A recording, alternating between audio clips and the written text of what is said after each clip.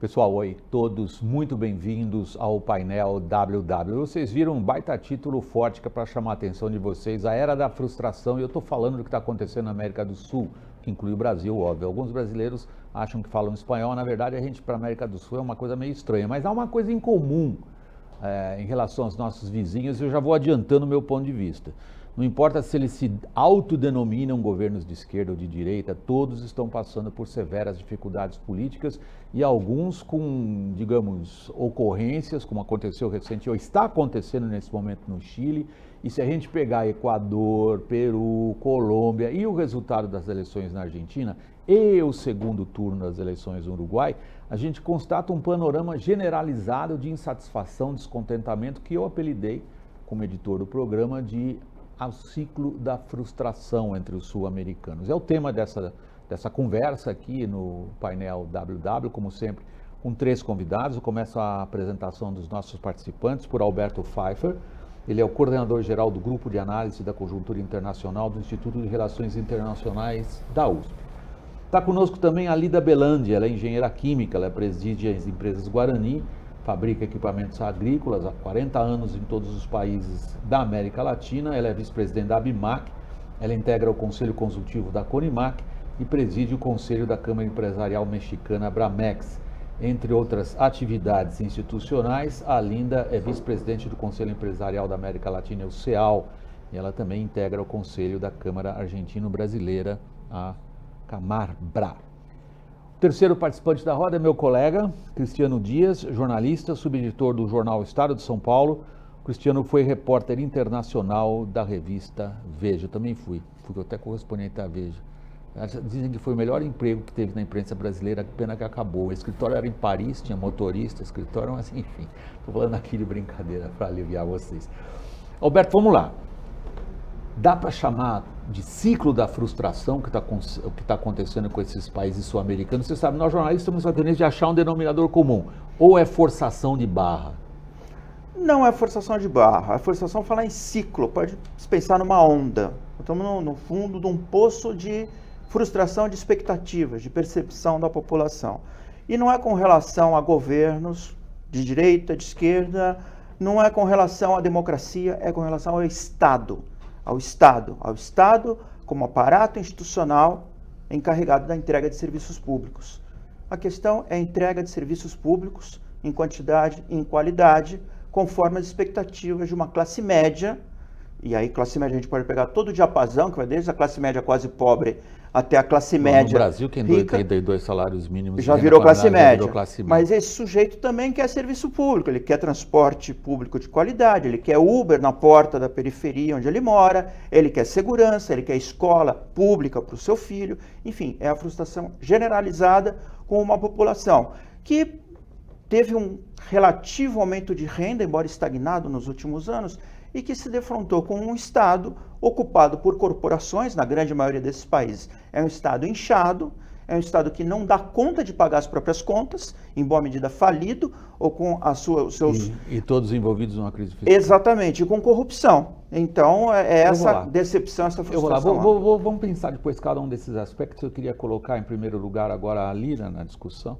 Aproveitar o seu vasto currículo ali, só a leitura dele tomou um bocado de tempo, mas merece, porque você transita nessas áreas de como que as grandes empresas transnacionais, no caso aqui, né, e as entidades representativas de segmentos da economia, que é o que você faz quando você se apresenta como alguém da ABIMAC, Heavy Equipment, gente que tem um horizonte de investimento um pouco mais longo, apostou muito na América Latina, e enfrenta hoje uma situação, no mínimo, difícil de ser explicada. Qual é a sua perspectiva quando confrontada com essa afirmação? Nós estamos vivendo uma onda de frustração. Confere na tua forma de avaliar? Confere, mas a nossa preocupação é a polarização no que se concerne esquerda, direita, partidos de centro-esquerda e centro-direita e radicalização com relação a esses temas que estão afetando hoje o continente. Então, nós perdemos a perspectiva de uma realidade de fatos que no setor produtivo nós podemos enxergar e também perdemos a perspectiva de futuro, de uma região que é promissora. Quando você diz perdemos a perspectiva da realidade de fatos, você está se referindo a quem? Quem é o sujeito dessa frase? Eu estou me referindo às economias desses países que são muito importantes ainda para nós. Apesar de que elas sejam economias primárias, né, que estão baseadas em produção e exportação de commodities, dentro das cadeias produtivas e dentro da cadeia agroalimentar, a região tem uma importância estratégica enorme, assim como também para a bioeconomia e para as energias renováveis. Então, a gente vê um potencial, estamos olhando para frente, né, sem nos deter apenas nessa questão de direita, essa discussão de direita e esquerda. Da polarização. Então, da polarização. Cristiano, para você, a minha primeira pergunta é um clássico que, digamos, com o qual nos confrontamos nós, jornalistas e repórteres, especialmente gente que se dedicou, como eu, muitos anos à cobertura internacional, e você também. Nós estamos diante de fatos que cada um por si merece explicações isoladas e criamos uma falsa correlação, achando que esses fatos têm uma ligação entre si. Como é que você vê? Deveríamos tratar cada caso como um caso ou, de fato, é possível de estabelecer um denominador comum, não importa qual título que a gente der a ele? Eu acho que hoje eu tenho um pouco de dificuldade em ver essa onda de frustração como um fenômeno só da América Latina. Eu acho que ele ocorre também em outros lugares, como por algumas razões diferentes, como em Hong Kong, os coletes amarelos, no Iraque. Hoje a gente está vendo uma frustração muito grande com a governança, né, um protesto gigantesco. Então, ele está pipocando em vários lugares do mundo. Embora na América Latina eu acho que tenha um fundo econômico muito maior, é a região do globo que menos cresce no mundo, né? Para você ter uma ideia, a última estimativa que eu vi do FMI ia crescer 0,2, quer dizer, a África ia crescer 3,2, 16 vezes mais do que a América do Sul, do que a América Latina. Então eu acho que embora tenha no mundo, incluindo na América Latina, protestos de cunho político movidos pela corrupção, pela insatisfação com a governança, eu acho que tem uma outra espécie de protesto que é muito particular, que é, no caso sul-americano, que está ligado ao aumento de combustível, né, que impacta na vida cotidiano das pessoas. Que é uma função da crise fiscal. Subsídios ao combustível são retirados por conta das crises fiscais. Tem muita semelhança também com o que aconteceu com os coletes amarelos na França, né? Começou ali com... Que é uma questão de subsídio ao preço de energia. Exato, Então, acho que tem sim dá para traçar um denominador comum, essa questão da governança e dos subsídios ao combustível. Deixa eu ver se a gente consegue ou não tirar da nossa frente, em primeiro lugar, algumas das versões correntes a respeito do que está acontecendo, especialmente quando a gente vê Chile e Argentina. O Peru também faz parte dessa onda, mas é um pouco diferente. Há uma versão na praça, segundo a qual o resultado da eleição na Argentina ou a violência inusitada para os padrões políticos do Chile desde 1973, 74, ou seja, desde a ditadura de Augusto Pinochet, são o resultado de articulações bem-sucedidas por grupos políticos, por exemplo, Foro de São Paulo. Em que medida você leva essa versão a sério? Se eu contasse com um serviço de inteligência capaz de fornecer essa resposta, eu a daria. Há teorias conspiratórias nesse sentido. Não duvido nada que com a facilidade de comunicação dada pelas redes sociais e a disseminação de notícias de veracidade duvidável, fake news, ou de incentivo a demonstrações e a manifestações, que esse tipo de instrumento tenha sido usado, que esse tipo de ferramenta tenha sido usado. De agitação política no sentido clássico. Só que por plataforma digital. Por plataforma digital. Agora, daí a pensar que mais de 1 milhão de pessoas saem às ruas no Chile. E nem todas parecem ser militantes empedernidos que usam camisetas de heróis de causas. Parecem ser cidadãos de classe média normais que deixaram o sofá das suas casas para irem fazer uma manifestação cidadã. Como a gente viu aqui em 2013. Como viu em 2013. E no caso da Argentina, é outra situação, né? Nós temos um processo eleitoral. Eu acho que não há aí paralelo entre Argentina e Chile. Aliás, não sei se é o caso da gente analisar a eleição na Argentina, mas o grande dado da eleição argentina não é propriamente a vitória do candidato Alberto Fernandes, foi a recuperação do candidato Maurício Macri das primárias até a eleição. Ele conseguiu aumentar o voto dele em 2,3 milhões de votos, da primária para cá. O que quer dizer isso? Macri foi vencedor? Não, Macri perdeu. Mas a Argentina muda o padrão da sua prática política. A gente não tem mais na Argentina hegemonia. Nós vamos ter um governo de Alberto Fernandes coadjuvado por um peronismo multifacetado, que todos nós conhecemos, e com uma oposição fortalecida. Eu volto a isso porque há um fator importante aí, que é a eleição na província de Buenos Aires, onde quem foi derrotado era a grande esperança da renovação política, a grande esperança da renovação política na Argentina foi derrotada nessa eleição pelo Alex Kicillof, que tem uma reputação estranha quando a gente trata da relação dele com a Cristina Kirchner. Mas é uma jovem liderança e foi ministro da Economia da Cristina. A gente volta a isso daí. A Argentina é um caso tão especial que a gente precisa dedicar um espaço a eles. Eu queria ver qual a maneira com que a Lida e o Cristiano encaram essa mesma interrogação. Nós podemos levar a sério as versões do Foro de São Paulo como ente capaz de articular o tipo de situação que a gente viu? Eu acho que a versão de que o Foro de São Paulo, conspirando com o governo da Venezuela e Cuba, move esses protestos contra governos de direita, é a versão, o que se equivale a quando o Chávez ou o Maduro dizia que o Império Americano queria derrubar o governo bolivariano. Quer dizer, eu acho que não tem credibilidade nenhuma. Alida? Eu acho que as duas realidades têm que ser colocadas juntas. A realidade econômica, o desencanto das populações com as políticas públicas que não estão atendendo às necessidades, mas também tem outros aspectos dentro desse mesmo contexto, culturais e aspectos históricos. E cada país é diferente. Sim, bastante. Conhecendo a América Latina, a gente não pode comparar os processos da mesma maneira. Né? Agora, que há um componente nesse sentido de teoria conspiratória, a declaração do Maduro foi clara nesse sentido. Né? Estamos seguindo os passos de um plano que foi elaborado para desestabilizar essas economias. Então, a gente, como o Alberto falou, é difícil a gente poder comprovar isso, mas que existe um movimento articulado e a capacidade que o Foro de São Paulo teve de se reestruturar, de se reorganizar, é impressionante. A forma como eles estão hoje atuando, mas que não vem de um mês ou 2 meses.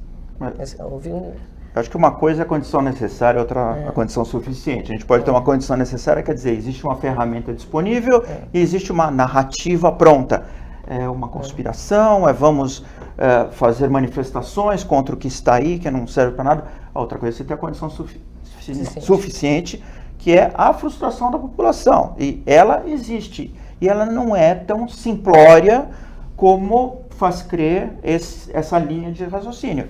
Ela é mais complexa, ela vem de sentimentos não só próprios da América Latina, do mundo inteiro, podemos dizer assim, podemos ir até a China e falar em Hong Kong, podemos pensar que no Líbano também estamos assistindo esse tipo de manifestação. Então há um descontentamento generalizado, não é uma novidade, coincidiu a confluência da rua falar no quintal sul-americano nestas últimas semanas. Deixa eu fechar um pouquinho o foco e ir para um dos aspectos que vocês todos já se referiram a ele, que é o desempenho dessas respectivas economias nesse espaço, mais América do Sul. A gente está isolando um pouco o México, que é importantíssimo, mas eu sou obrigado aqui, quase que por razões, vamos dizer, didáticas, a fechar um pouquinho o foco, senão a gente toda hora atira muito longe. Se a gente considera, e eu queria realmente ver como alguém como você, que representa aqui um segmento importante da indústria, sobretudo investimento em indústria pesada, como que a indústria pesada enxerga as causas deste evidente problema de crescimento das economias sul-americanas? políticas econômicas equivocadas, em linhas gerais, essa concentração na produção de commodities agrícolas e minerais, uma não preocupação com a industrialização do país, que curiosamente o Evo Morales, dentro do seu programa, hoje coloca como um ponto fundamental na Bolívia. Mas o Chile, por exemplo, ele se voltou muito para a questão de softwares, de TI, de parte da indústria eletroeletrônica. E a Argentina perdeu, a partir do Martínez de Hoz, William, houve o mago. O mago. Eu lembro dele ainda. Houve uma desindustrialização, um processo contínuo de desindustrialização. Os argentinos preferiram mandar recursos para fora do país e não investir na própria indústria. E isso culminado depois com o processo de privatizações e de mergers, fusões e aquisições com grandes grupos internacionais no setor supermercadista, no setor de seguros, no setor financeiro. Então, a Argentina perdeu aquele passado que ela teve de uma indústria importante. Mesmo que em Córdoba, hoje, você ainda tem a indústria automobilística, a indústria de máquinas agrícolas. O nosso setor de bens de capital, ele integra todas as cadeias produtivas. São 27 câmaras setoriais. Então, nós estamos falando de indústria para processamento de madeira, para a indústria alimentícia, para a indústria de máquinas agrícolas, para a indústria química, né? Então, entram todas as cadeias produtivas. E, naturalmente, varia muito de país a país.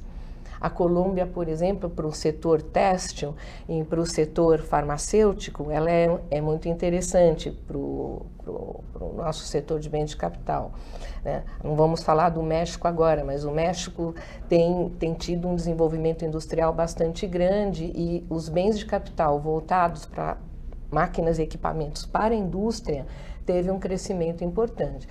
Tanto eles como a Argentina continuam sendo parceiros fundamentais. Cristiano, nesse momento da conversa, nós estamos querendo entender por que as economias sul-americanas elas demonstraram um desempenho pífio que você mesmo mencionou na sua primeira resposta no programa. Qual é a sua interpretação? Olha, eu acho o seguinte, eu quero aproveitar até a presença acadêmica aqui para lançar uma questão. Se a democracia não tem cobra um preço nessa hora, porque a gente está comparando a América Latina com África e Ásia, que são países onde estão os países periféricos, as economias emergentes. A África cresce 3,2%, a Ásia deve estar aí uns 6, 7 por ano, e a América Latina 0,2%. Mas se você olhar o índice de democracia espalhado pelo mundo, a África, tirando a África do Sul, Tunísia e alguns 2 ou 3 países, a Ásia, a Índia, já que Japão e Coreia já são países centrais, né? A América do Sul é o lugar onde a democracia já está estabelecida. Eu volto à sua provocação. Eu vou pedir para o Alberto começar a responder. A sua provocação é brutal. Democracia atrapalha o crescimento econômico. E, na verdade, o que eu quero dizer é o seguinte, não estou defendendo o regime autoritário, mas é que a democracia dá trabalho. Eu entendi a provocação. Precisa de articulação política, precisa de passar as coisas no parlamento, dá mais trabalho. O custo. Você volta a responder depois do intervalo, só para não cortar todo o Claro, raciocínio. A gente volta daqui um instantinho, pessoal. Até já.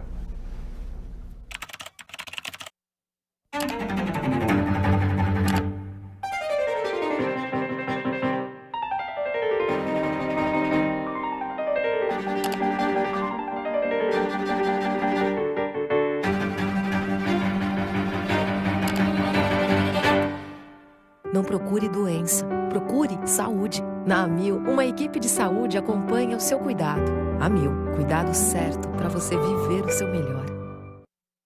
Então, deixa eu estar esclarecido para fazer média. Estou bravo comigo porque eu proíbo os participantes de falar do assunto do programa durante os intervalos, senão eles vão fazer aquele negócio que você que está nos acompanhando em casa detesta. Conforme a gente conversava no intervalo, aí quem está em casa assim, Mané, eu não estava lá no intervalo. Então vamos lá, Alberto. A provocação do Cristiano é uma provocação brutal, com o intuito de provocação intelectual, entendi perfeitamente seu ponto de vista. Você não está defendendo regimes autoritários. Você está assinalando uma correlação de fatos. Exato. E a correlação de fatos é a seguinte: onde há menos democracia, há mais, digamos, desenvolvimento econômico. Tornar isso mais específico. Tem um estudo recente do Fórum Mundial que eles estabeleceram uma correlação entre crescimento econômico e democracia. Ela começa a ter um resultado econômico depois de 30 anos de estabelecida. Isso é uma grande provocação ao liberalismo econômico. Que suporta a tese segundo a qual são instituições bem estabelecidas que favorecem o desenvolvimento, mas eles correm lá para o século XIX. Vamos lá, vamos na provocação do Cristiano. Né? Vamos começar aqui por essa abordagem metodológica, né? Você está falando em correlação. A gente pode pensar que no caso da América do Sul, nós estamos pensando em variáveis defasadas. Nós tivemos uma década de muito crescimento, a primeira década do século XX, o boom de produtos naturais. O super boom. Né? Exatamente. A demanda chinesa, a demanda asiática, o preço das commodities subiu, riqueza inesperada, rápida, promessa, expectativa da entrega de serviços públicos. Vamos investir em educação, vamos cuidar da segurança. Isso não aconteceu. Então a frustração não é de hoje, ela vem lá de trás.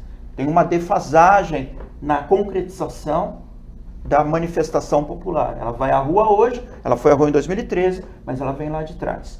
A correlação entre fortalecimento da democracia e efeito riqueza, eu diria que efeito riqueza valida qualquer regime. População com bolso cheio e estômago satisfeito é uma população, em geral, um pouco mais pacificada. A democracia, como bem lembrou o William, ela tem custos de transação que, no longo prazo, por meio do aperfeiçoamento institucional, vão se mostrar mais benéficos. Mas não só por causa disso, também por estabelecer ambientes inovadores, ambientes de liberdade. Então, na corrida competitiva, no longo prazo, elas tendem a ser mais frutíferas. Posso colocar ali claro, para responder? Claro. Você volta. Tá. Vocês, eu sou só no intervalo que eu sou dono do programa, o resto são vocês, Alida, vamos lá. Como é que você reage a essa provocação intelectual do Cristiano, segundo a qual as áreas onde a gente registra maior desenvolvimento econômico são, ao mesmo tempo, as áreas onde a gente detecta menos índice de democracia, podemos falar assim? Eu acho que sim. Na América Latina, ali. É que isso bem entra o fator econômico aí como pano de fundo. Quando o Pinochet assumiu o governo, ele deu liberdade para o setor produtivo e empresarial, porque ele dizia o seguinte, ele dizia, né, se as pessoas têm recursos, têm um nível de vida melhor, né, a questão política torna-se menos importante. Então, vamos dar liberdade para crescimento econômico e a partir depois desse processo nós damos liberdade política. Isso foi um pouco a condução desse processo. Agora, a democracia ela tem que vir com responsabilidade, com maturidade. Eu acho que nossos processos democráticos ainda não estão maduros o suficiente para criar esse ambiente positivo e proativo de desenvolvimento. Cristiano, como é que você mesmo responderia a sua provocação? Eu citei esse estudo do Fórum Econômico porque ele estabelece uma relação inversa entre regime autoritário e democracia. O regime autoritário ele tem uma resposta mais imediata, mas no longo prazo há uma estagnação e decadência, porque ele não incentiva o empreendedorismo. E a democracia é o contrário, ela tem um pouco de dificuldade para pegar no breu e depois do que eles chamam de longo prazo, que seria mais ou menos uns 30 anos. Isso é uma geração para um sociólogo. A democracia brasileira está datada aí, né? 30 anos. A gente considera a Constituição de 88, a gente está completando aí esses 30 anos agora. Quando eu penso na sua provocação, eu vejo um problema, que é o leste da Europa. Se a gente considerar o que aconteceu exatamente 30 anos atrás, que é a queda do Muro de Berlim, que significa a implosão do Império Soviético, nós temos uma série de países que tinham pífio desenvolvimento econômico e que, ao aderirem ao regime democrático do Estado de Direito e, particularmente, ao se integrarem às cadeias produtivas globais, desenvolveram suas economias de forma espantosa. Embora registrem eles também acontecimentos políticos preocupantes, como a gente vê na Hungria e, em parte, agora nas últimas eleições na Polônia. Mas se a gente pegar todo esse âmbito do leste da Europa, a gente vai registrar que é a correlação entre regime político aberto e integração internacional que explica o desenvolvimento econômico desses países. Mas aí quem estuda história europeia vai colocar mais um fator nessa conta, que é o seguinte: Nós estamos falando de estruturas já pré-existentes, de partidos políticos, instituições, e o que deixou esses países numa situação ruim foi a destruição dessas instituições pela ocupação pelo Exército Vermelho depois da Segunda Guerra Mundial. Então, é ao contrário. Mostra que, na verdade, é a imposição e a destruição das instituições que prejudica o desenvolvimento econômico e não o contrário. Mas é uma boa discussão acadêmica. Agora, se a gente considera o que a gente põe hoje no cálculo para tentar entender a América do Sul, a confiança ou não das populações nos seus sistemas políticos, como estamos? Não, aí estamos mal, né? Os sistemas políticos não são representativos. Os partidos políticos são instituições com baixo nível de credibilidade e a elas são atribuídas corrupção e ineficácia, em geral.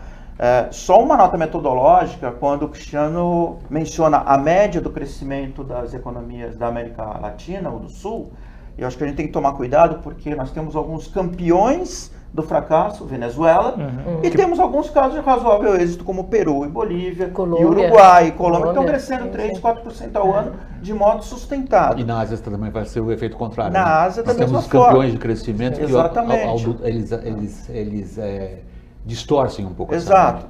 Na África também a gente vai ver isso. Agora, você lembrou agora o caso da Europa, e aí nós temos vários efeitos interrelacionados, William. Nós temos, em primeiro lugar, um pêndulo gravitacional dos países da ex-União Soviética ou da influência de Moscou que passam a olhar mais para a União Europeia. A União Europeia... Não, se integraram lá, né? Então, a União Europeia traz software e hardware, traz dinheiro, traz gente, traz instituição, traz modo de fazer e se aproveita de países que têm história, têm cultura, têm tradição e têm educação, né, que são grandes produtores de capital humano, engenheiros, técnicos, enfim, é outro caso. Acho que e África, vamos combinar, talvez começando a decolar num processo de desenvolvimento. Nossa comparação para a América do Sul e Latina é com a Ásia.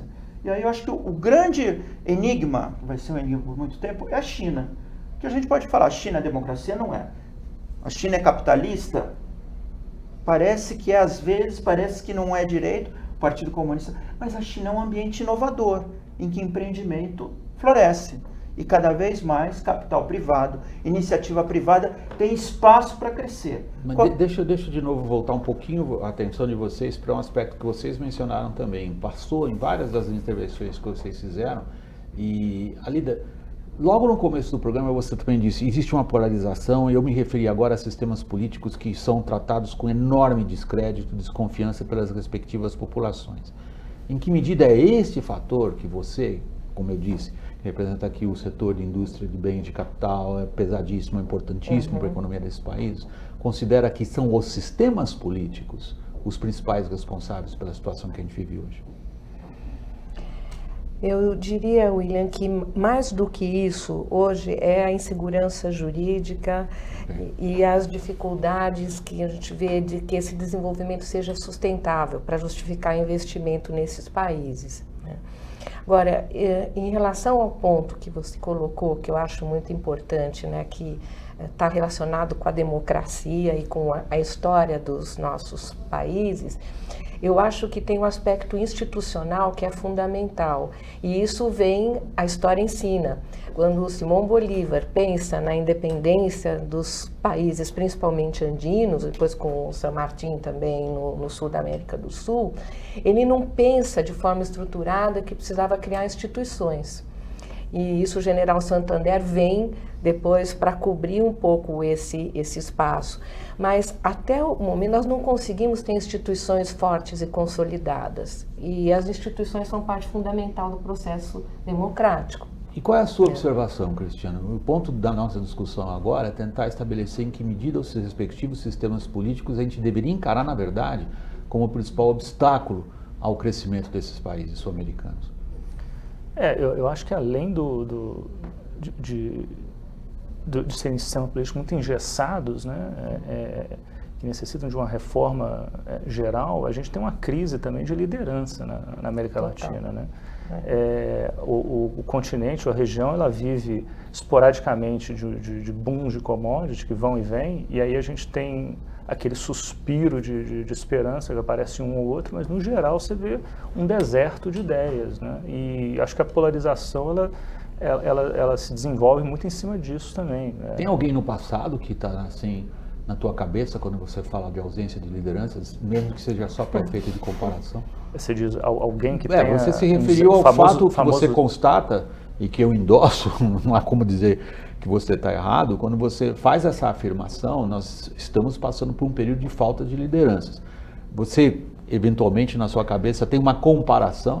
Olha, se você pensar que na Argentina a escolha foi entre Macri e Fernandes, e não houve um terceiro nome capaz de superar nenhum dos dois, eu acho que isso fala muito a respeito dessa falta de liderança. Há figuras de estatura histórica a qual a gente deveria se referir nesse momento? Perón, Getúlio Vargas, se você quiser, não foi exatamente um líder, mas tem que voltar, mas eu estou fazendo esse trânsito. Tenho a impressão que um bocado de gente em casa se pergunta assim, tá, vocês 3, vocês 4 aí estão falando que não tem líder, quando é que teve? Então, mas aí a gente está entrando na discussão de quem é o líder apto, né? Qual é o déspota esclarecido, se quiser pensar. Não, líder mesmo, não estou falando déspota, não precisa. Não, mas vamos combinar que existe uma linha na América do Sul, Latina, que aceita a presença de lideranças fortes. Caudilho. Um Estado forte. Então, déspotas esclarecidos, caudilhos, déspotas talvez não tão esclarecidos.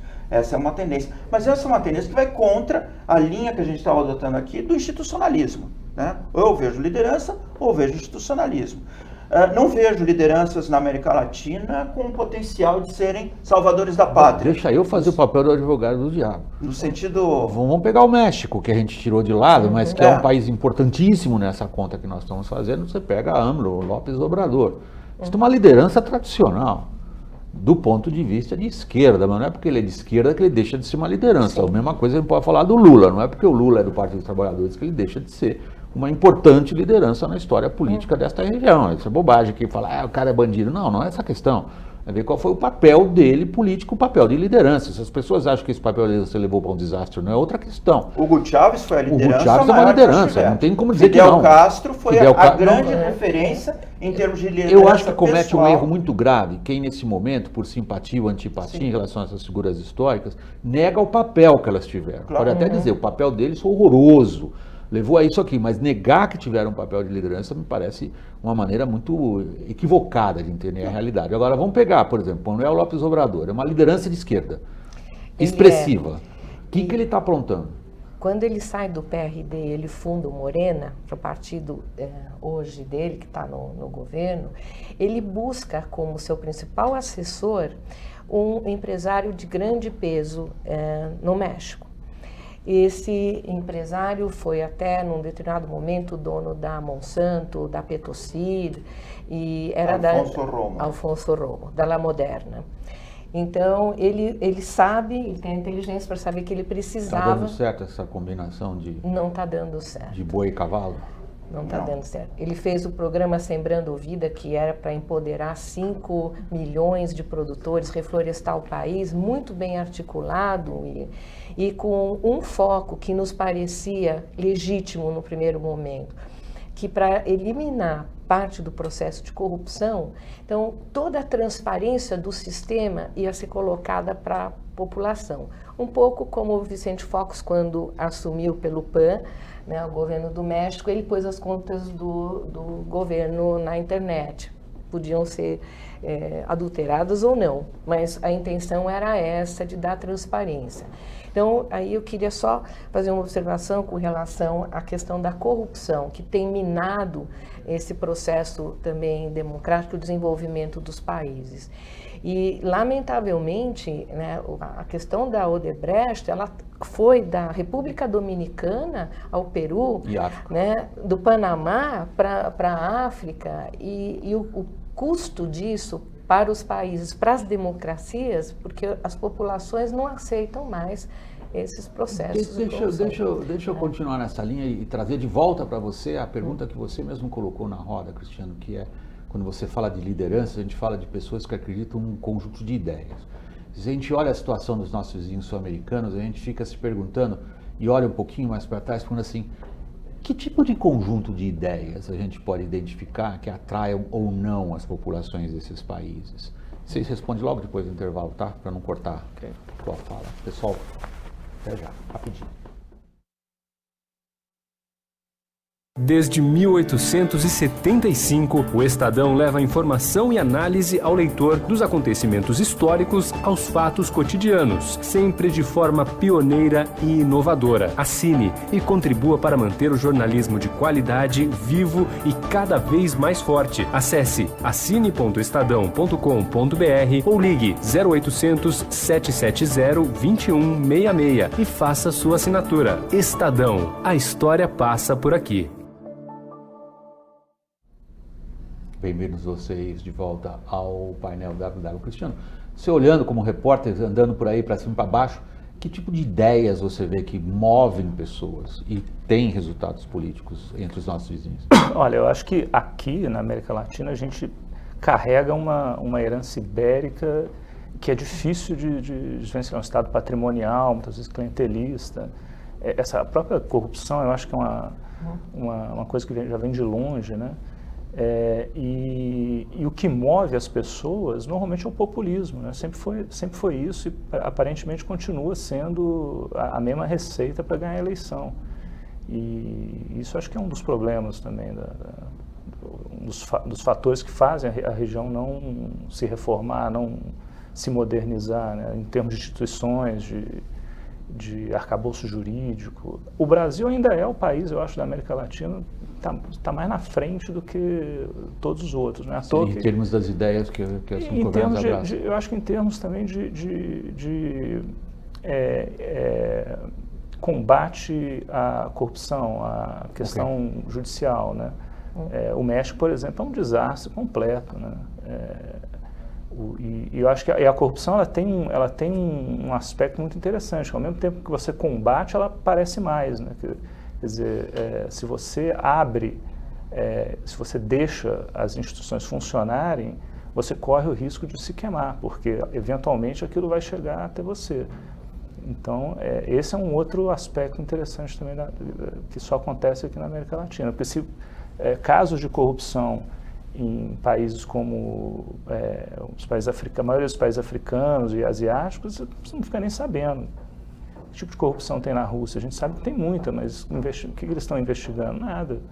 Então, assim, eu acho que a corrupção ela tem esses dois lados também, que afeta a democracia de formas diferentes, né? E o que você está mencionando é que um aspecto extraordinariamente positivo, que é o combate à corrupção, acaba sendo, na verdade, também algo que destrói a capacidade de regenerar esse sistema. Eu acho que ela pode pegar aquele governo que deixar investigar, porque como ela está bastante disseminada na América Latina, se você permite que as instituições funcionem, invariavelmente ela pode chegar até você. Por que no México ainda não chegaram? O México já tem casos de governadores, de senadores, de deputados envolvidos com crime organizado, né? Que é um aspecto pior ainda que a corrupção em certo sentido. Exato. Roberto, qual é o conjunto de ideias que você eventualmente detecta e que ajuda a gente a explicar a situação na qual estamos? Ou não há um conjunto de ideias? Por exemplo, um participante assíduo aqui do painel, o cientista político sociólogo Bolívar Lamounier cunhou a expressão maçaroca ideológica. Não é nem para dizer que é de esquerda ou de direita, é uma maçaroca ideológica. Misturaram tudo, meteram lá com molho e disso saem esses nossos sistemas políticos. A geringonça latino-americana, né, para aludir ao modo como Portugal encontrou uma engrenagem de funcionamento do setor público.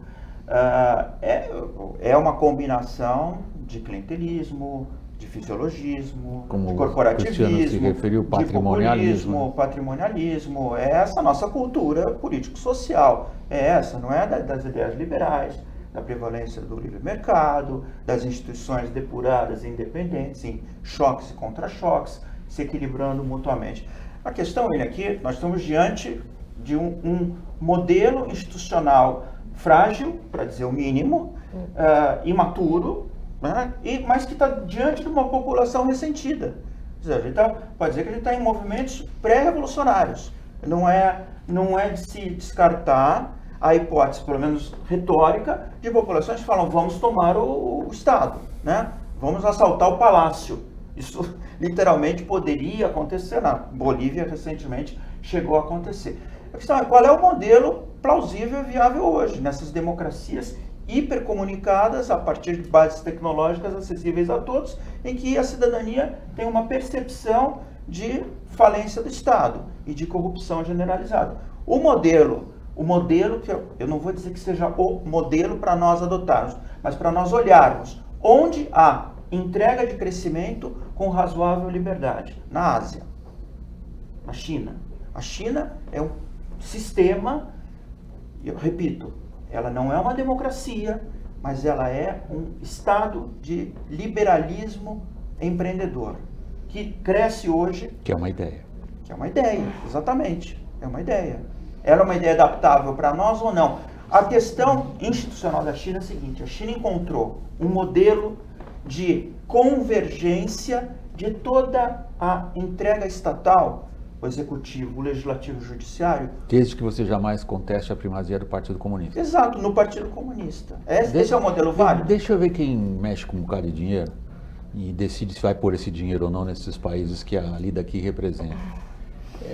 Vejamos o Piñera no Chile, vejamos o Bolsonaro no Brasil e vejamos o recém-derrotado Macri na Argentina. São três vozes políticas que se articulam em torno, não por último, de um conjunto de ideias. Ideias, não sei se poderia dizer central, acho que é um pouco ambicioso da minha parte, mas é uma ideia que passa por esses três personagens políticos, que é do liberalismo econômico. Se são mais ou menos conservadores do ponto de vista social, é não o que eu quero pegar agora, mas todos eles acreditam que o sucesso, pelo menos o Macri acreditava também, Bolsonaro continua acreditando, Piñera acho que ainda, acreditam que o sucesso das suas administrações se dará em função da capacidade de levar adiante agendas que nós da imprensa, né, Cristiano, carimbamos de agenda liberal, não sei que nome, o liberal, não sei como querem tratar. Você tem algum da tua preferência, como é que a gente carimba? Mas acho que as pessoas sabem do que a gente está falando. São países que querem se opor ao que até ali foi a forte presença do Estado, figuras políticas querem se opor ao que até ali foi a forte presença do Estado, com tudo que significa de sufoco tributário, sufoco regulatório, sufoco do ponto de vista da burocracia e por aí vai. Aí a questão é, esse tipo de agenda tem condições de vingar em países com a mentalidade que vocês acabaram de descrever? Olha, William, tem dois aspectos que eu queria colocar antes nesse sentido. A concentração de renda foi talvez uma das principais causas dos movimentos que estão ocorrendo aqui. Vocês sabem que no Chile, 1% da população tem 24%, por exemplo, do patrimônio nacional, né? Quando você tem muita concentração de renda, você não tem muito estímulo de consumo. Se você não tem estímulo de consumo, você não tem produção, né? Se você não tem produção, você não tem investimento. Então, essa questão da concentração de renda tem afetado bastante, né, essa reação da população em relação às ideias do que elas pretendem e pensam para um país. Por outro lado, eu acho que a questão humana e ambiental hoje tem um peso muito grande em todos esses países. Pode não parecer. Eu vim ontem de Campo Grande, assim que eu voltei da Espanha, a gente imediatamente foi para o Congresso Mundial de Incêndios Florestais. 1.100 cientistas, especialistas. E a América Latina, ela conseguiu criar um arcabouço, né, de legislação e cooperação impressionante. Né? E isso mostra um exemplo do que o continente pode fazer quando a aspiração da população também incentiva, porque ela já tem consciência que o patrimônio ambiental da região, né, a disponibilidade de água doce, a questão de florestas, tudo tem um peso. E aí dá para esses países um futuro também, e trazer de volta, principalmente para as populações indígenas, uma dignidade que eles perdem. Carlos Fuentes explica muito bem isso no Espelho Enterrado. Né? Então, eu acho que para um empresário, se ele quiser fazer uma estratégia de negócio, um plano de negócio, ele não pode se furtar de avaliar todos esses aspectos. Sustentabilidade, a questão da responsabilidade social, que está no nosso DNA, inclusive há muitos anos, né? E com isso você pode pensar no investimento futuro. Eu continuo acreditando que a América Latina tem um potencial enorme de desenvolvimento. E a gente fez estudos sobre matriz mineral, matriz energética, matriz agroalimentar. É o continente hoje que oferece as melhores condições de crescimento. Agora, sem institucionalidade, sem combater a corrupção, né, sem esses pontos que nós colocamos, dificilmente você vai poder provocar desenvolvimento. Cristiano, esses governos sofreram reveses, né, permanentes ou não. No caso da Argentina, virou o jogo. No caso do Chile, está numa situação difícil. O Brasil está tentando levar adiante uma agenda que a gente aqui vai, para falta de um nome melhor, botou uma agenda liberalizante, vamos dizer assim. Ela se choca, na verdade, com estruturas mentais praticamente inamovíveis? Essa é uma excelente pergunta. Eu acho que sim. Eu acho que parte da nossa... Estruturas em parte dentro do próprio empresariado. Sim. E uma outra coisa que eu acho importante, que a gente não passou meio que batido nessa discussão, lá, então, que é o seguinte, a questão da falta de liderança e do modelo político. Ainda que a gente identifique um modelo político ideal, ela precisa de uma liderança para levar isso adiante, para fazer a mudança. E nesses protestos que a gente está vendo aqui, especialmente na América Latina, é uma época de protesto difuso, quer dizer, as coisas são protestos feitos pelo WhatsApp. Não tem o Pinheira, por mais que ele queira, aparentemente ele não tem com quem conversar.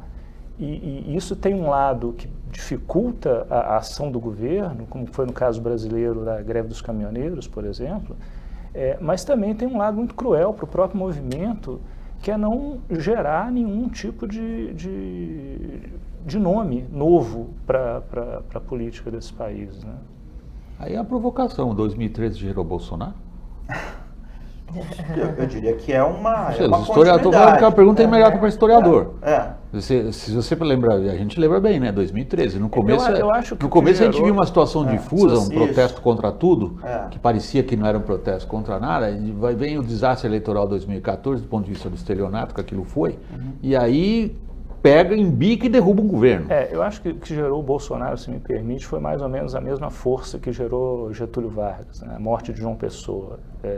Uma facada em Juiz de Fora uma facada em Juiz de Fora mudou a história do Brasil.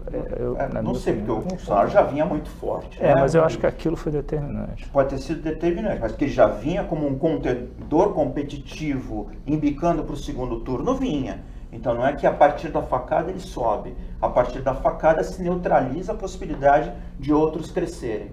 A saída dele do centro do debate lhe dá essa vantagem, né? A vantagem do imobilismo.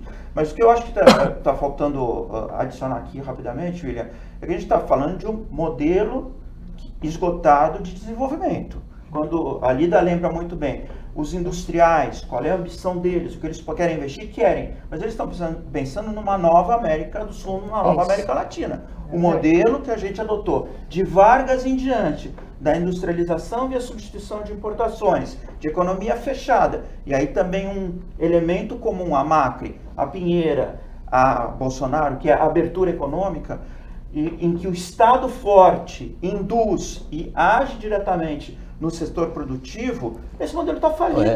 Qual é o novo modelo? É que se a câmera não focou a reação do rosto da Lida quando se fala abertura e economia. Eu tenho trabalhado bastante com empresários do seu setor. Posso dizer, sem ofendê-los, eu acho que é algo que é dito abertamente, que uma das coisas que mais os preocupa é a abertura da economia. Porque consideram que, por exemplo, o Collor lhes foi um trauma, não um benefício.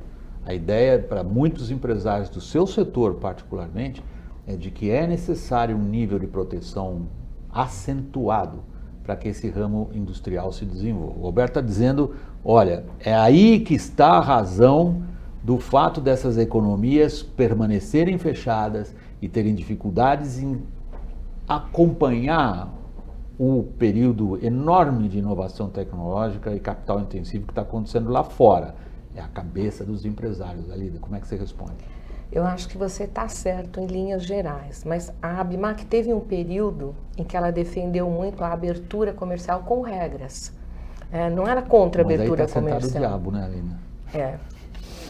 É aí que está sentado o diabo. Mas as regras, tipo assim, né? Você tem assimetrias, então as assimetrias, para que você seja competitivo dentro de uma realidade global, você precisa resolver o problema das assimetrias. Estou falando do pensamento do setor. Esse é um né? painel só por si. É só por si. Agora, eu estou vendo uma mudança muito grande, William. Onde? Na cabeça dos empresários? Principalmente agora da ABIMAQ, porque nós fizemos um trabalho sobre competitividade bastante interessante e esse trabalho está alimentando o Paulo Guedes dentro dessa política econômica que está sendo implantada, né? Então, eu estou vendo uma mudança bastante grande. Lembra que o nosso setor, que representa 6 mil empresas, tem 80% de pequenas e médias. Você está falando, provavelmente, com as grandes empresas, né? Que tem muita força nas suas entidades representativas. Tem muitas forças corporativas. E tem um departamento capaz de traduzir o que elas precisam em contatos corporativos e institucionais. Leia-se lobby. Exatamente. Diga-se. Cristiano, deixa eu ir para o segmento final do programa, examinando mais uma digamos, mais uma das frases muito fortes no debate político brasileiro hoje, sobretudo em função da marcha do 1 milhão no Chile e da preocupação que integrantes de destaque do governo Jair Bolsonaro expressaram em relação à possibilidade de contágio da política brasileira pelo que a gente viu acontecer nos nossos vizinhos. Que peso confere essa possibilidade? Olha, eu acho que se houver, é uma coisa para médio e longo prazo, porque, por exemplo, o modelo previdenciário chileno, esse de capitalização, é muito parecido com o que eles estão propondo aqui. Foi o Paulo Guedes, né? Exato. Agora, Chile, até você acionar a bomba e o momento da bomba estourar, não é de uma hora para outra, né? Um pavio longo em termos políticos. Eu vou passando, porque eu estou nas perguntas finais. Que possibilidade você, que observa a cena latino-americana, estabelece quando você compara as situações políticas explosivas de uns e outros? Eu vejo que o Brasil, talvez dentro de todo esse contexto, ele esteja no melhor caminho, porque ele está fazendo as reformas que o Macri não conseguiu fazer, né, e que o Chile também não fez no momento adequado, porque o problema da educação no Chile vem do período já da Bachelet, e vem antes, até anterior, né? Então, não foram feitas as reformas, e nós temos uma perspectiva de que essas reformas ocorram. Roberto, para encerrar. Não, eu creio que a gente tem a vantagem de nos beneficiarmos da experiência dos outros. Nós estamos fazendo a trajetória do Chile 30 anos depois, digamos assim, então dá para aprender um pouco o que houve de errado lá. O sentimento no Brasil é um sentimento de novo, ainda de uma coisa nova. Há muita incerteza derivada até da maneira como a gestão política se dá, por inexperiência, por imprudência, seja o que for. Mas há ainda um voto de crédito da maioria da população que votou nesse governo. Isso pode ser adiado rapidamente se não houver a entrega econômica, o crescimento, né? O bolso não crescer de novo. Agora, eu acho que se houver contágio, é mais por mimetismo, quer dizer, vamos copiar a rua, mas não por causa, não é pela mesma causa. Pessoal, estou acabando essa edição e também a temporada 2019 do painel WW. Rapidamente, eu queria dizer a vocês, eu estou assumindo novas funções num ambicioso projeto jornalístico, a CNN Brasil. Eu espero e volto o ano que vem para a temporada 2020 do painel, possivelmente com grandes e boas notícias para vocês. Então, queria já de cara agradecer muito o apoio que vocês dispensaram a esse programa nos últimos 2 anos e poder esperar contar com o apoio de vocês na temporada 2020 também. Eu queria aqui agradecer a participação dos convidados desta última edição de 2019, começando pelo Alberto Pfeiffer, coordenador-geral do Grupo de Análise da Conjuntura Internacional do Instituto de Relações Internacionais da USP. Muito obrigado a Lida Belandi, engenheira química, presidente das empresas Guarani, fabrica equipamentos agrícolas há 40 anos em todos os países da América Latina. A Lida é vice-presidente também da ABIMAQ, ela integra o Conselho Consultivo da CONIMAC e preside o Conselho da Câmara Empresarial Mexicana Bramex. Entre outras atividades institucionais, a Lida é vice-presidente do Conselho Empresarial da América Latina, o CEAL, e integra o Conselho da Câmara Argentino-Brasileira, a Camarbra. E muito obrigado ao meu colega, jornalista Cristiano Dias, subeditor do jornal Estado de São Paulo, Cristiano atuou também como repórter internacional da revista Veja. Pessoal, os comentários continuam no canal. Até o ano que vem no painel. Meu muito obrigado. Tchau.